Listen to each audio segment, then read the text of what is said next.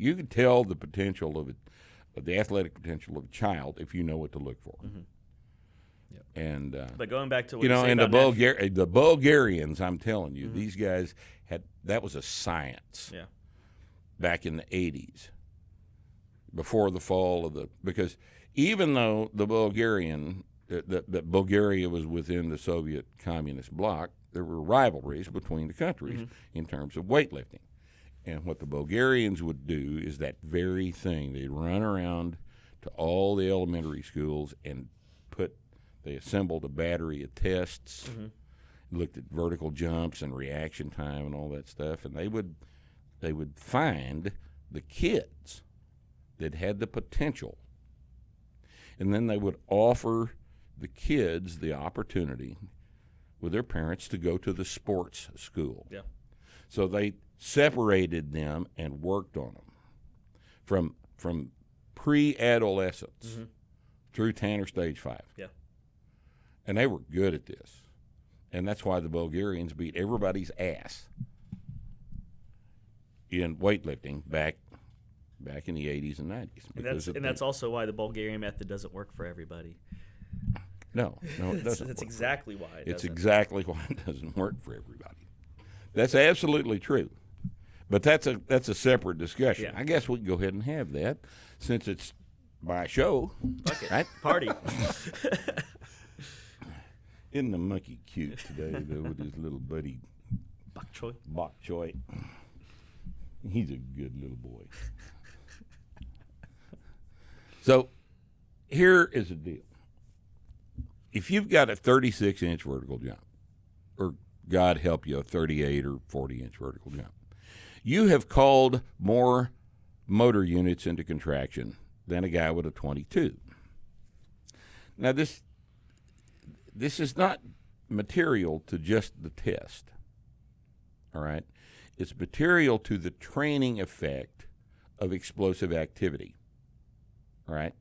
If I've got a 22-inch vertical jump and all I am able to contract in that vertical jump is 25% of my motor units because my nerves are shitty and my sarcomeres are shitty and everything about me is shitty, right?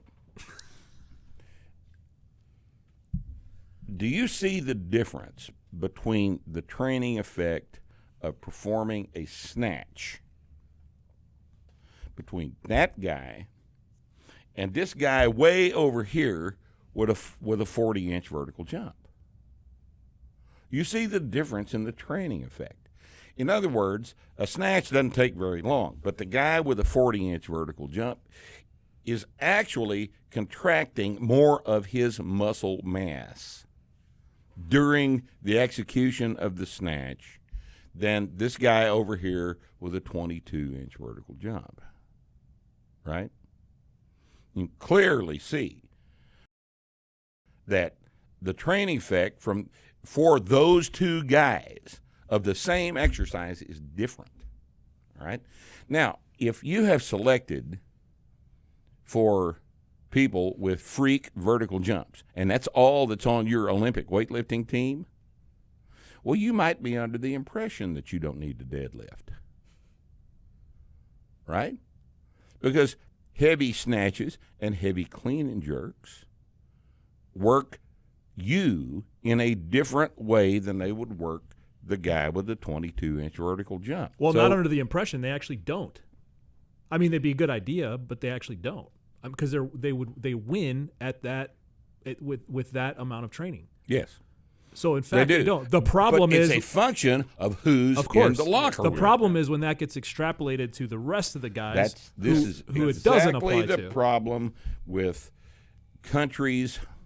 Oh, I don't want to name a country like this, but where Olympic weightlifting is not as important to their Olympic program as another country, and as a result, they don't have access to the athletic talent that, for example, Bulgaria does. Yep. Yeah. You know, the Chinese have 1.5 billion people to make a team out of. They can probably find a whole bunch of real strong freak athletes to put on that team. Doesn't matter how you train them. Right. But if you don't have the option of exercising that kind of control over the genetics of the roster, then you have got to figure something else out, don't you? Right? And if you don't think that a 700 deadlift contributes in a positive way to a 450 clean, I don't know how to talk to you.